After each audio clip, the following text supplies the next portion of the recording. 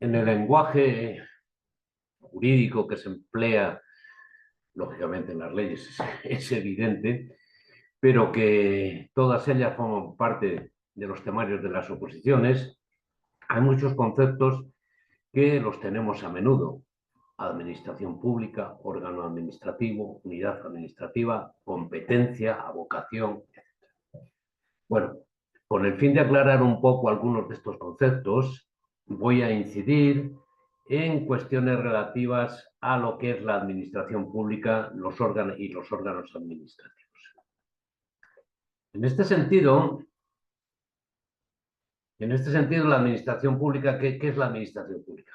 Bueno, pues las definiciones son variopintas, pero como regla general podemos entender que es una organización, un conjunto de órganos que están jerárquicamente ordenados y que sirven con objetividad a los intereses generales, con arreglo al artículo 103 de la Constitución, para alcanzar los objetivos que le establecen las leyes y el resto del ordenamiento jurídico, según se desprende del artículo 3.3 de la Ley 40/2015 del régimen jurídico del sector público. Y para cumpliendo sus fines con personalidad jurídica única. Bien, sería en sentido amplio lo que es una administración pública. Se puede considerar la administración como el conjunto de ese entonces de esos órganos administrativos que realizan unos trabajos para satisfacer las necesidades de los ciudadanos, de las organizaciones, de las instituciones. ¿De acuerdo? Como aquí, si por ejemplo nos ponemos enfermos, acudimos a la administración sanitaria, a un hospital, para que nos atiendan. Si queremos denunciar un determinado hecho, acudimos a la Guardia Civil o a la Policía Nacional, a la Policía.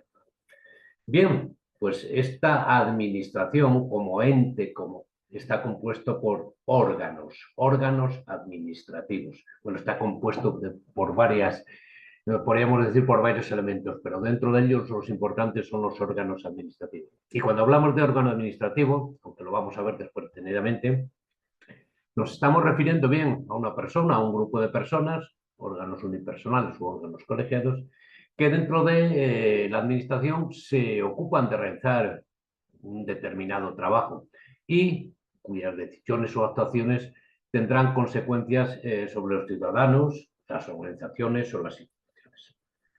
Bien, por ejemplo, dice cuando nosotros solicitamos a la administración una ayuda, habrá un órgano de administración que se ocupará de comprobar si tenemos derecho a esa ayuda. Luego habrá otro órgano que se encargará de pagarnos la ayuda si el primer órgano decidió favorablemente esta petición. Y habrá un órgano que se encargará de vigilar que no hagamos trampa, por ejemplo. ¿De acuerdo? Yo esto lo asimilo más o menos con la teoría organicista y digo que nosotros para hacer nuestras cosas nos servimos de los órganos de nuestro cuerpo. Para respirar utilizamos los pulmones, para andar hacemos uso de las piernas, para coger una cosa utilizamos las manos. ¿Eh? A los pulmones, las piernas, los brazos, las manos los llamamos órganos del cuerpo humano. Pues podemos decir que igual sucede con la administración pública. El Ayuntamiento de Guadalajara, el de Alcalá de Henares, el de Azuqueca, para hacer cosas, poner una sanción por hacer botellón a la vía pública, por estacionar en un lugar inadecuado un vehículo, para conceder una ayuda, se sirven de lo que llamamos órganos administrativos, por ejemplo, pues el alcalde, el ayuntamiento que sea, el concejal. Bien, mirar, a grandes rasgos esto es un esquema de lo que es la administración. Veis que distingo entre administración territorial y administración no territorial o institucional. ¿De acuerdo? Dentro de la administración territorial, en el Estado español hablamos de la Administración General del Estado, de la Administración Autonómica y de la Administración Local. Y dentro de la Administración General del Estado, pues hablamos de una organización central, con el gobierno, con unos órganos superiores y unos órganos directivos. Hay una organización territorial, que serían las delegaciones del gobierno, las comunidades autónomas, las subdelegaciones en las provincias, las direcciones insulares, etc. Y hay una organización de la Administración General del Estado en el exterior, los embajadores, representantes diplomáticos ante organizaciones internacionales, etc. Este sería entonces lo primero, la Administración General del Estado, en esta triple división: organización central, organización territorial o periférica y organización y en el exterior. Otra sería la administración autonómica, que también podemos hacer esa doble distinción entre administración central y administración periférica. Si hablamos de central es que extiende sus competencias a todo el territorio, bien a nivel estatal o bien a nivel autonómico. Una consejería de la Junta de Comunidad de Castilla-La Mancha extiende sus competencias a las 5 provincias. Un ministro, como organización central, en el ámbito de la AGE, extiende sus competencias a todo el territorio nacional. Si hablamos de organización periférica o territorial, hablamos solamente de que existe sus competencias en un determinado ámbito territorial. Pues el delegado del gobierno en Castilla-La Mancha, la subdelegada del gobierno en Guadalajara, etc. Bueno, pues igual ocurre en la administración autonómica. Y por otro lado nos quitaría dentro de esa administración territorial la administración local, la provincia y los municipios. Junto a esta administración territorial está la llamada administración no territorial o institucional. No es que no tengan territorio, ejerce sus competencias en un territorio, pero el elemento diferenciador son los fines que cumple, ¿no? No es el territorio como es en el otro caso. Y en ese caso podemos hablar de las corporaciones y las fundaciones, las corporaciones, los colegios profesionales, las cámaras de comercio, industria y navegación, cámaras agrarias, federaciones deportivas, etc. Y dentro de las fundaciones básicamente son los denominados organismos públicos.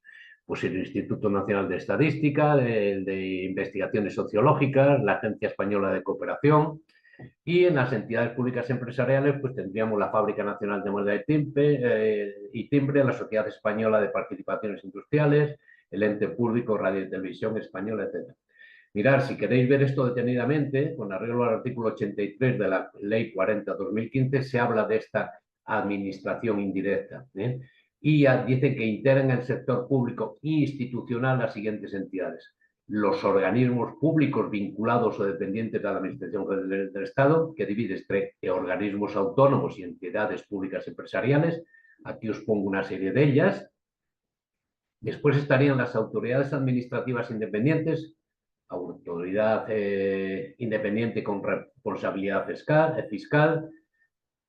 Aquí tenéis otros ejemplos. Las sociedades mercantiles estatales, bueno, pues una serie de ellas, como desde ADIP a la agencia EFE, etc. Los consorcios, el consorcio de actividades logísticas, empresariales, tecnológicas y ambientales, bueno, etc. Bueno, las fundaciones del sector público, la Fundación de Víctimas del Terrorismo, los fondos sin personalidad jurídica, dentro de los cuales se habla del Fondo para la Promoción del Desarrollo, el Fondo de Cooperación para Agua y Saneamiento, Fondo de Garantía de Alimentos, etc. Y por último quedarían las unidades públicas, las universidades públicas no transferidas. Esto sería, entonces, como os digo, los que integran el sector público institucional estatal. Entonces hacemos una gran diferenciación entre administración territorial con 3 patas: la Administración General del Estado, la Administración Autonómica y la Administración Local.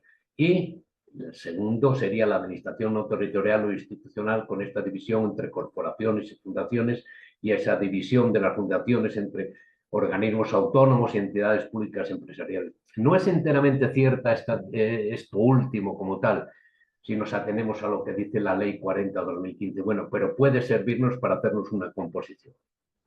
Bien, pues entonces se trata de una persona jurídica, las administraciones públicas, la que queráis, la Administración General del Estado. Pues como todas las personas jurídicas, las administraciones públicas actúan necesariamente, lógicamente, a través de personas físicas concretas. Lo que plantea en ese caso la cuestión de determinar cuándo la actuación de una persona física o de un conjunto de ellas, un órgano colegiado, puede ser imputada a la administración. Y por eso decimos que cuando el ordenamiento jurídico crea una administración pública, no se limita a atribuirle personalidad jurídica a tal entidad, sino que desglosa las funciones generales de la organización, las competencias, y las asigna a unidades funcionales, que son los órganos administrativos. ¿De acuerdo? Esa le corresponde a cada administración esa potestad autoorganizatoria. ¿De acuerdo? Eso viene dispuesto en la ley.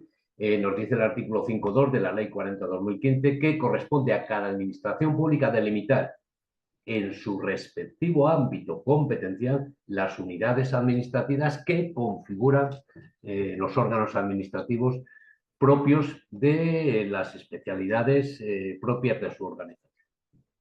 Bueno, ya como os he dicho antes cuando hablábamos de órgano, esa expresión órgano ha sido tomado por el derecho desde la biología como parte de un cuerpo vivo que desempeña una función y se utiliza pues en sentido metafórico con referencia a las partes de que consta una organización administrativa. Este órgano administrativo también tiene dos patas, un elemento objetivo que son las funciones y atribuciones que legalmente le son conferidas y el elemento subjetivo que hace relación al titular del órgano, que puede ser bien una persona física o una serie de ellas que estaríamos en presencia de un órgano. Bien, convendría distinguir entonces entre unidades administrativas y órganos. Podemos decir que las unidades administrativas son lo que conforman un órgano, luego en sentido contrario, lógicamente el órgano estará compuesto por unidades administrativas. La unidad administrativa es una reunión operativa de medios materiales y personales que bajo la dirección de una persona, de un responsable, desarrolla alguna actividad administrativa. Sobre esa base de la unidad administrativa, el órgano es más. Es una unidad administrativa a la que se le ha dotado de una capacidad jurídica relacional, o en los términos que dice la ley, son órganos administrativos las unidades administrativas a las que se le atribuyen funciones que tengan efectos jurídicos frente a terceros o bien cuya actuación tenga carácter preceptivo. Aquí estaríamos entonces en presencia de un órgano. Bien, aquellas unidades a las que se le atribuyan funciones que tengan efectos jurídicos frente a terceros o aquella cuya actuación tenga carácter preceptivo con arreglo a la ley. Bueno, esa sería la gran distinción entre lo que son órganos y unidades administrativas, ¿de acuerdo? Son, pues entonces, valga la redundancia, esas unidades a las cuales se atribuye competencias para expresar externamente la voluntad de la administración a la que pertenecen, de forma que esa administración queda vinculada por esa actuación, que se imputa lógicamente a la misma. Bien, en sentido, bueno, pues los órganos administrativos estarían formados por esas unidades funcionales que son las unidades administrativas que, a diferencia de ellos, pues carecen de la capacidad para expresar externamente la voluntad de la administración en la que se encuadran. Vamos a ver, carecen de competencias hacia el exterior, ¿de acuerdo? Mirad, el reglamento orgánico del órgano de gestión tributaria, la oficina tributaria del Ayuntamiento de Guadalajara, dice en el artículo 1, naturaleza jurídica. El órgano de gestión tributaria, tal, es un órgano directivo, tal bien. Y dice el artículo 5, el titular del órgano de gestión tributaria al que quedará escrita la función de recaudación será el responsable directo, entre otras de las siguientes unidades administrativas. Luego hay un órgano, que es el órgano de gestión tributaria, compuesta por una serie de unidades administrativas. Recaudación, gestión tributaria, resolución de recursos y reclamaciones, atención integral al contribuyente e inspección. ¿De acuerdo? Bueno, pues un órgano que está compuesto por unidades administrativas. Si hablamos de los órganos administrativos en concreto, la clasificación que se puede hacer de los mismos es muy variopinta. Como casi siempre digo, las clasificaciones pues responden muchas veces a unos criterios personales. Desde un punto de vista funcional, se habla de órganos activos, que son también los llamados órganos de gestión, pues por ejemplo, un ministro o un alcalde, los órganos consultivos, cuya función exclusiva o predominantemente consiste en la emisión de declaraciones de opinión o de juicio, como puede ser el Consejo Consultivo de Castilla-La Mancha, el Consejo de Estado, los órganos de control, como puede ser la intervención general del Estado en el ámbito, si queréis, autonómico o en el ámbito local. Desde un punto de vista territorial, ya hemos hablado, os he hablado antes de órganos centrales, son los que tienen competencia en todo el territorio nacional. Si hablamos del AGE, por ejemplo, un ministro, u órganos periféricos, aquellos que solo tienen competencia en una determinada parte del territorio. La subdelegada del gobierno en Guadalajara. Desde el punto de vista estructural, se habla de órganos unipersonales, una persona física, u órganos colegiados, pues el pleno del ayuntamiento, el consejo de ministros, etc.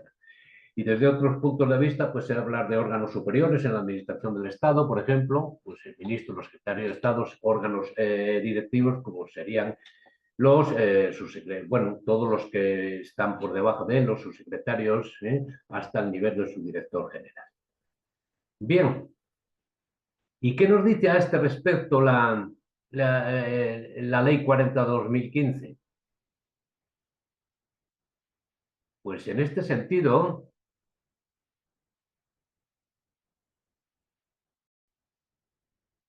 entonces, el artículo 5 de la Ley 40/2015, la del régimen jurídico del sector público, se refiere a lo que hemos visto anteriormente, que tendrá la consideración de órganos administrativos, las unidades administrativas a las que se le atribuyan funciones que tengan efectos jurídicos frente a terceros o cuya actuación tenga carácter práctico. Esos serán los órganos administrativos.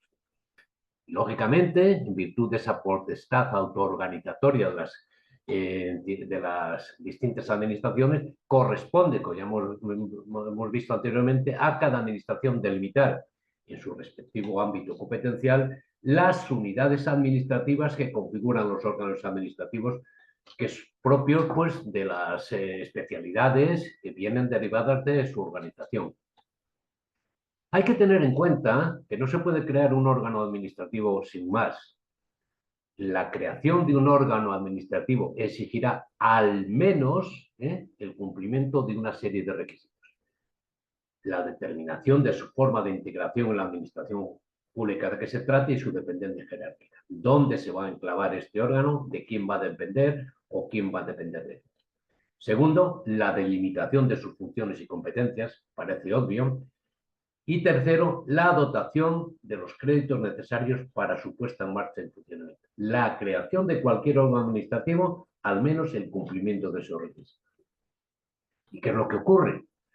Pues nos dice el punto 4 del artículo 5 que no podrán crearse nuevos órganos que supongan duplicación de otros ya existentes, si al mismo tiempo pues, no se suprime o restringe debidamente la competencia de estos.